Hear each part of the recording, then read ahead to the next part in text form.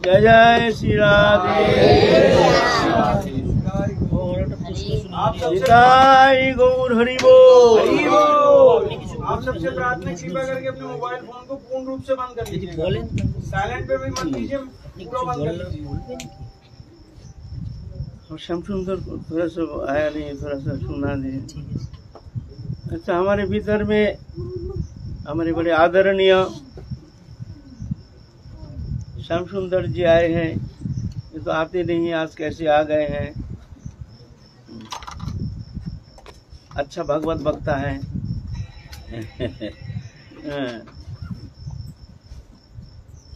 वे तो ब्रजवासी है, पहले तो स्वाभाविक की भक्ति लेकर जन्म लेते हैं, समस्त सद्गुण से अलंकृत है। तो ऐसे तो एक ब्रजवासी होने का कारण ही ये गुण संपन्न होना संभव है। ये भगवत कृपा, बहुत जन्म जन्म साधन करके तपस्या करके जब वो फलीभूत होना शुरू हो जाता है तभी जाकर के उसको ब्रज में जन्म मिलता है, और वो भी अच्छा कुल में, अच्छा वंश में, भक्त के घर में। ऐसे गीता में ऐसे कहे हैं, क्षिमे पुण्य मत्तुलकं विशन्ति एवं तयि धर्म मन प्रपन्न गतं गत काम कमलवन्ते। क्षिमे पुण्य मत्तुलकं विशन्ति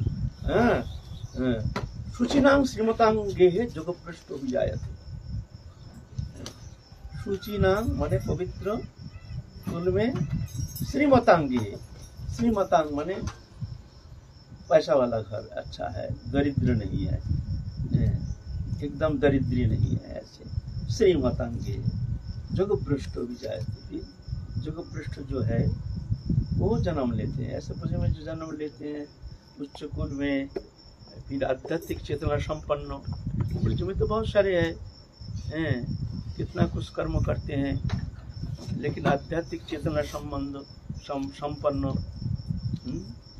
तो ऐसे जो मानसिकता लेकर के जन्म लेते हैं, स्वाभाविक मानसिकता,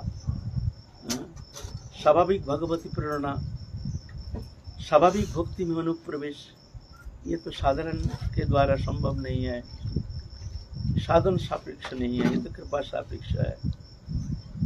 तो हमारे श्याम सुंदर भैया आए हैं, तो इनके श्रीमुख से थोड़ा सा भक्ति विषय में थोड़ा सा आलोकपात करने के लिए हम अनुरोध करते हैं। थोड़ा सा दिग्दर्शन दीजिए, थोड़ा सा।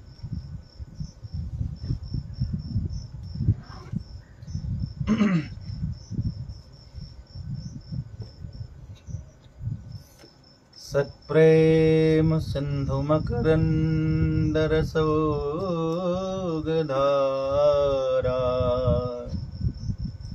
सारानजस्रमभितस्रवदाश्रितेषु श्रीराधिके तब कदा चरणारविंदम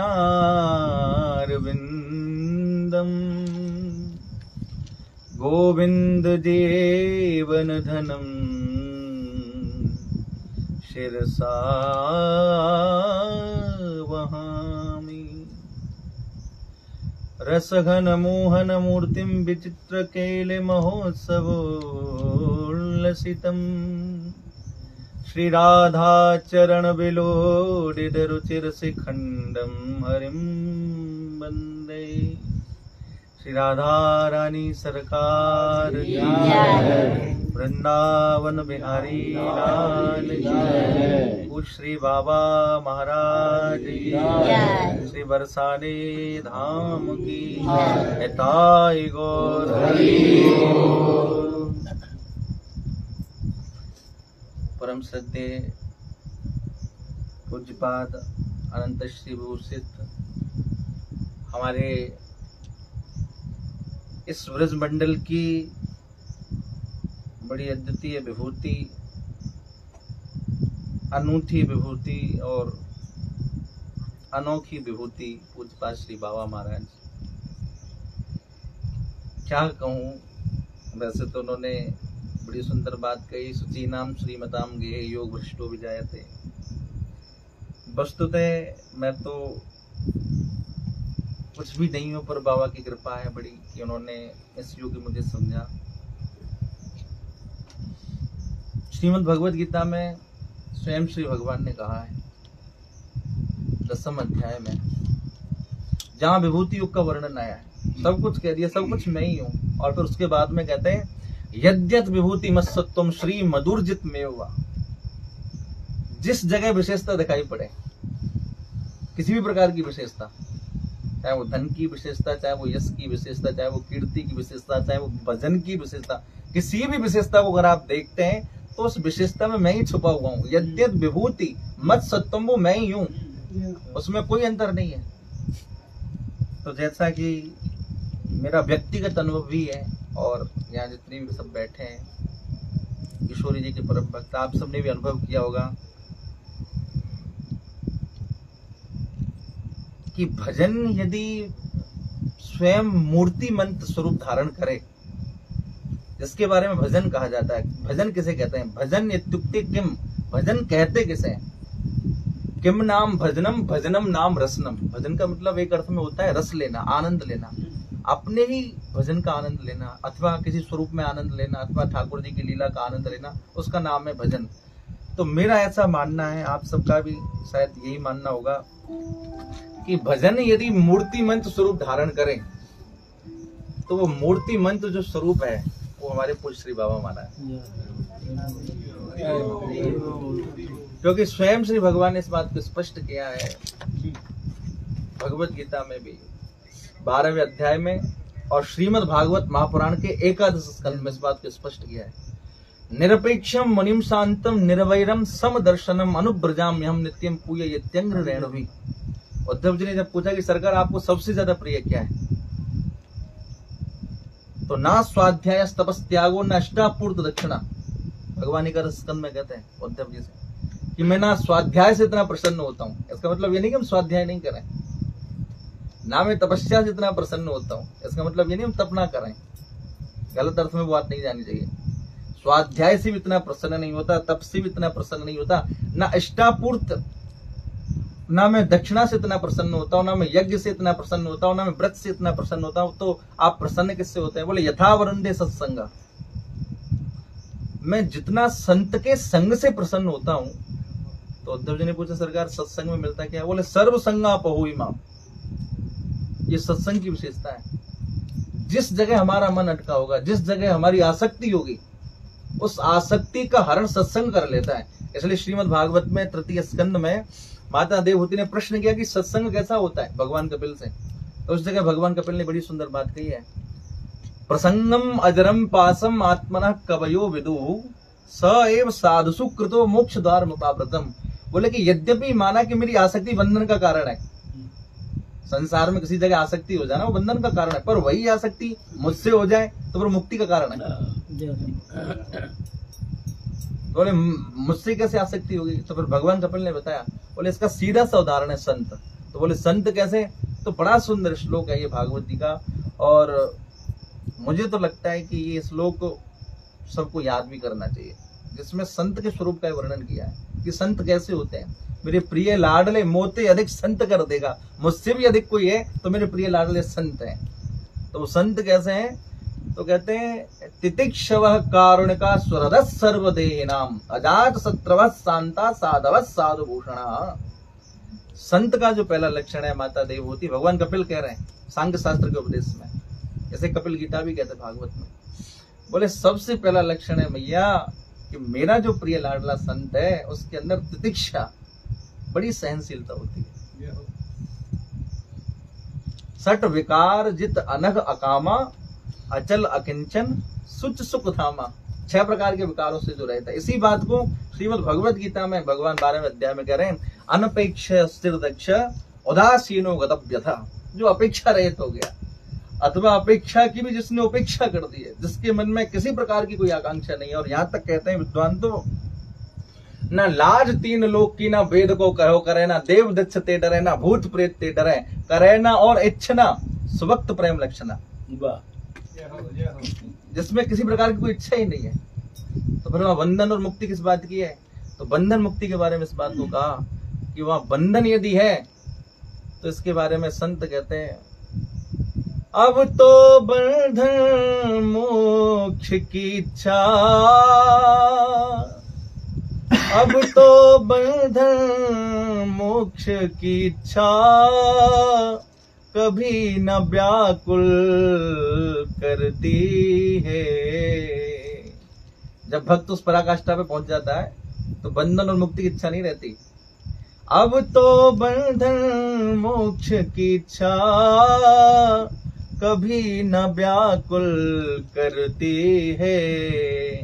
अब मेरा बंधन क्या है? बोले मुखड़ा ही नित नव बंधन है, और मुक्ति चरण से झरती है। बोले श्री ठाकुर जी का जो मुखमंडल है वही मेरा बंधन है, बार बार मेरा मन वही जाकर के अटकता है और मुक्ति चरण से झरती है। ऐसे महापुरुष के बारे में कहा गया कि उसके तो चरणार बिंद से मुक्ति झर रही है, इसलिए बिलुठत चरणाग्रे। उस महापुरुष के तो चरणार बिंद से मुक्ति झर रही है, जिसके बारे में भागवत जी में स्पष्ट आया है, सालोक सार्ष्टि सामीप्य सारूपिकत्वमप्युत दीयमानम न ग्रहणन्ति विना मत सेवनम जना। मेरे बहुत प्रयास करने पर भी मैं अपने भक्त को सब कुछ दे देना चाहता हूँ, अपने इस प्रिय लाडले संत को सब कुछ दे देना चाहता हूँ, पर दीयमानम, मेरे देने पर भी न ग्रहणन्ति, वो ग्रहण नहीं करता। तो पर ग्रहण क्या करता है? बोले मेरी सेवा, मेरी सेवा में उससे जो सुख प्राप्त होता है वो उसे कहीं भी प्राप्त नहीं होता। इसलिए भगवान कपिल कहते हैं संत का पहला लक्षण है तितिक्षव, संत बड़े सहनशील होते हैं, कारुणिका, सब पर कृपा करने वाले होते हैं, सुहृद सर्वदयिनाम, सबको अपना हृदय मानते हैं, अजात शत्रवः शांता, जिनका संसार में कोई वैर ही नहीं है। हम पूज्य बाबा महाराज का दर्शन करते हैं तो देखो, हम तो कभी कभी अपने घर में भी चर्चा करते हैं,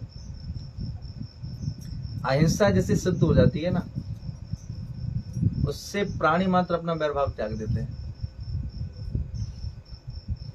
आप योग के बारे में थोड़ा बहुत चिंतन करेंगे तो उस जगह आया है, यम नियम आसन प्राणायाम की जब बात आई है, अहिंसा जैसे सिद्ध होती है उसके बारे में कहा गया अहिंसा तत्सन्निधो वैर त्याग है। जैसे अहिंसा सिद्ध हो जाए उसके पास में प्राणी मात्र सब वैर भाव त्याग देते हैं। सिंह भी यदि आ जाए तो वो खा नहीं सकता उसे, एक ओर से सिंह आ रहा है, एक ओर से हिरन आ रहा है, और दोनों के बीच में व्यक्ति बैठा है, किसी कोई बैर ही नहीं रहेगा जैसे अहिंसा सिद्ध हो जाए।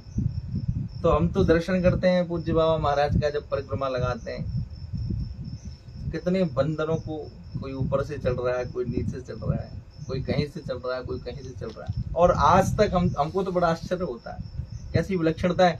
वे सब बानर गैबर वन में इस प्रकार पहले से प्रतीक्षा करके बैठे रहते हैं मानो भंडारा होने वाला है, और इतनी लंबी प्रतीक्षा के बाद में पूज्य बाबा का जब पदार्पण होता है तो बड़ी प्रसन्नता के साथ में प्रसन्न हो जाते हैं, क्योंकि ये सब भी तो ऋषि मुनि है। बाबा ब्रज की बात कर रहे हैं, और ब्रज में तो यहाँ तो सब कीट पतंग आदि, यहाँ तो सब वनस्पति आदि, यहाँ तो सब औषधि आदि। इसके बारे में तो कहा गया, एहो विधना तो पेचरा पसार मांगो, जन्म जन्म दीजो याही ब्रज बसबो, अहीर की जात समीप नंदगर, घरी घरी हेर घनश्याम को रखबो, दध के दानन में ब्रज जब तीन संग, झोकन झरोखन अंग अंग को बिलसबो, शीत स्वामी गिरधारी विठलेश बपुधारी, शरद नयन रस रास को बिलसबो। ये तो वो ब्रज मंडल धाम है जिसके बारे में तो यहाँ तक कहा गया कि स्वयं श्री ठाकुर जी ने ब्रज की इंच भर जमीन भी ऐसी नहीं जिसको अपनी जीभ से नहीं चाटा। इसलिए ब्रज भूमि का एक नाम है चाटन भूमि।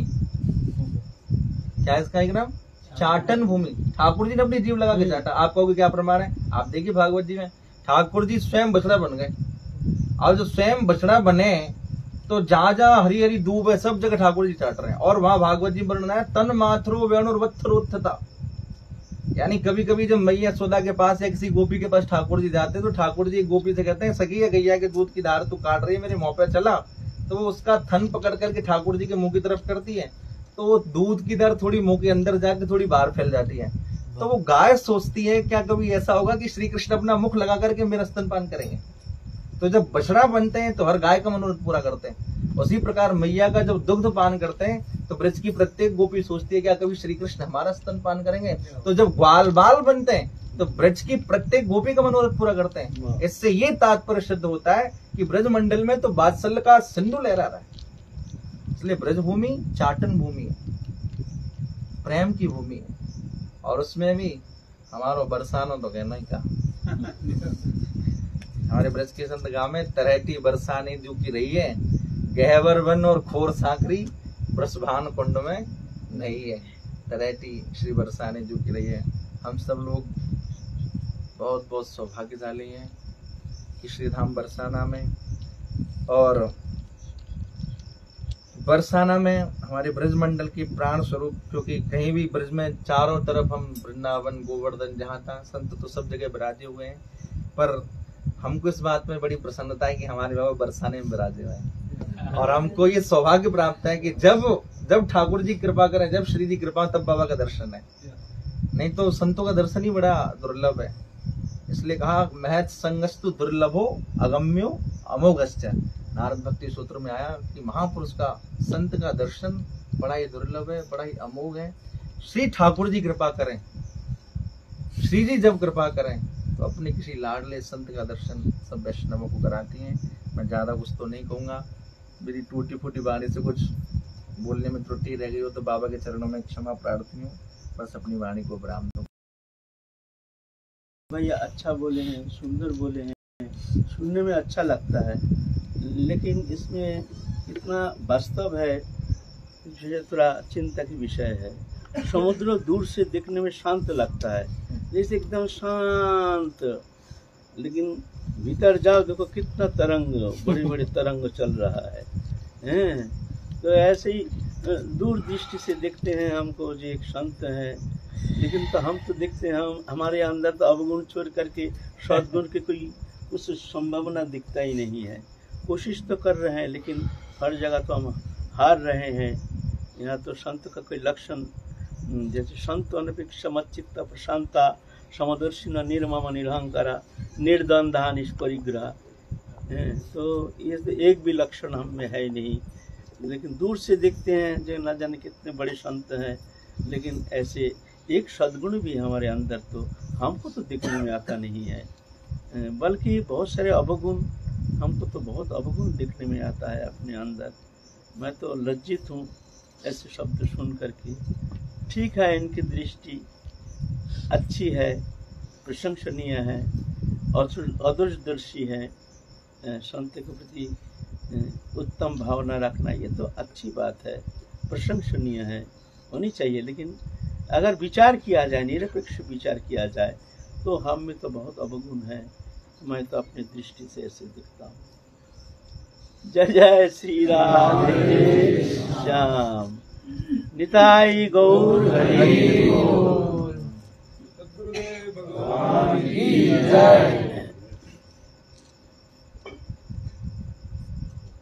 संत होना उतना सहज नहीं है, भक्त होना उतना सहज नहीं है। भक्त कोई भी हो सकता है, इसलिए संसार छोड़ने से वो भक्त हो जाएगा, संसार में रहने से वो भक्त नहीं होता है, ऐसा कोई बात नहीं है। बात है अंतःकरण की बात है। अंतःकरण की एक प्रिपरेशन हो जाए तो बस यही प्रिपरेशन होने चाहिए, है ना। भगवान कहते हैं अहं भक्त पराधीन असतंत्री बुद्धि। कौन सा गुण से भगवान ये सब तो कहते हैं, मैं भक्त का अधीन हूँ, मेरा कोई स्वतंत्रता है नहीं। ऐसे थोड़ी है थोड़ा सा दुफेरा माला कर लिया, हम बड़े भक्त हो गए हैं और भगवान हमारे वश में हो जाएंगे, ऐसे थोड़ी है। कौन सा गुण है ना। संत में सीधा बात है, संत में और गृहस्थी में फर्क क्या है। गृहस्थी माने ये नहीं जो स्त्री पुत्र लेकर के रहते हैं वो गृहस्थी नहीं, जिसके मन में भोग वासना वो है गृहस्थी। जिसके मन में संसार के प्रति अनासक्ति वो है जोगी, वो है त्यागी, है ना, वो है बैरागी। तो ये बात नहीं है जो संसार में रहने से वो गृहस्थी है। गृहस्थी वो है जंगल में रह करके भी अगर मन में भोग वासना है तो वो है गृहस्थी, और घर में रह करके भी भगवत चरण में मन है, दृश्यमान जागतिक वस्तु पदार्थ के प्रति अनासक्त है, तो वो है जोगी, वो है बैरागी। तो बैरागी और संत साधु इसमें फर्क क्या है, यही गृहस्थी और संत में। सीधा बात है, देखिए गृहस्थी और संत दोनों विपरीत धर्मी। गृहस्थी में जो विषय है संत में उसके ठीक उसके विपरीत है। गृहस्थी चाहते हैं सुख सुविधा, अच्छा रहेंगे, अच्छा खाएंगे, अच्छा पिएंगे, गृहस्थी की मनोभावना। और संत है नहीं, अच्छा खाएंगे नहीं, अच्छा पहनेंगे नहीं, कोई रकम दिन व्यतीत करना है, भगवत भजन करना है। गृहस्थी चाहते हैं हमको सम्मान मिले, इज्जत मिले, ऐसे समाज में हमारा प्रतिष्ठा मिले। और संत तद विपरीत, प्रतिष्ठा से भयभीत होते हैं, सम्मान से लज्जित होते हैं, उल्टा। गृहस्थी चाहते हैं सुख सुविधा, और ये साधु जो है सुख सुविधा से डरते हैं, ये हमारा बंधन का कारण हो जाएगा, ज्यादा सुख सुविधा ये देख करके संत डरते हैं। गृहस्थी प्रशंसा से हर्षित होते हैं और साधु प्रशंसा से लज्जित होते हैं।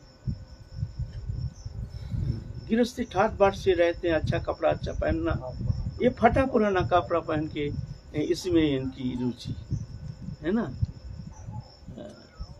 तो ऐसे नहीं है। गृहस्थी जो है वो दूसरे का दोष देखते हैं, अपना गुण देखते हैं, अपने गुणानुसंधान करते हैं, दूसरा दोषानुसंधान करते हैं, ये स्वाभाविक वृत्ति है। साधु तद विपरीत, दूसरा का गुणानुसंधान करते हैं, अपना दोषानुसंधान करते हैं। हमारे अंदर ओहो हमारे अंदर ये अवगुण, ओहो हमारे अंदर ये अवगुण, हाय हाय हम तो बहुत नीच हैं, हम तो बहुत पापी हैं, हम भुक्ति पाने के लायक नहीं हैं, हम बहुत दूर हैं, लज्जित होते हैं।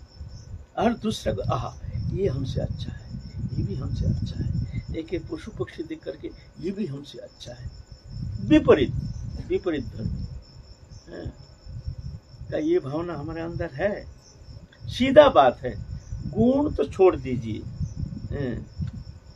गुण तो साधु में संत में तो बहुत अच्छे गुण की खान है ना। वो गुण नहीं, वो तो सिर्फ देखते हैं जो हर स्थिति में अपना दोषानुसंधान, हमारे अंदर ये कमी है, ये कमी है, ये कमी है, ये कमी है, लज्जित होते हैं। तत्सहित एक लज्जा, सबके सामने जाने में भी लज्जित होते हैं, है ना। कोई प्रशंसा करते हैं तो लज्जित होते हैं, है ना। और दूसरे को बहुत प्रशंसा करते हैं। अमानी न मान देन कीर्तनीय सदा हरि, अमानी स्वयं सम्मान पाने का इच्छा नहीं रखते हैं, और मान देना दूसरे को बहुत प्रभुत्व सम्मान प्रदर्शन करते हैं। यह है संत, यह है साधु, है ना। तो इस दृष्टिकोण से अगर विचार किया जाए तो हम में तो बहुत सारी कमी दिखने में आता है। तो मैं क्या करूं। जय जय श्री राम। ठीक है, आज फिर काल हम लोग फिर आस्वादन करेंगे हरि कथा। जितना प्रभु की कृपा से स्फुरित होंगे उतना ही आस्वादन।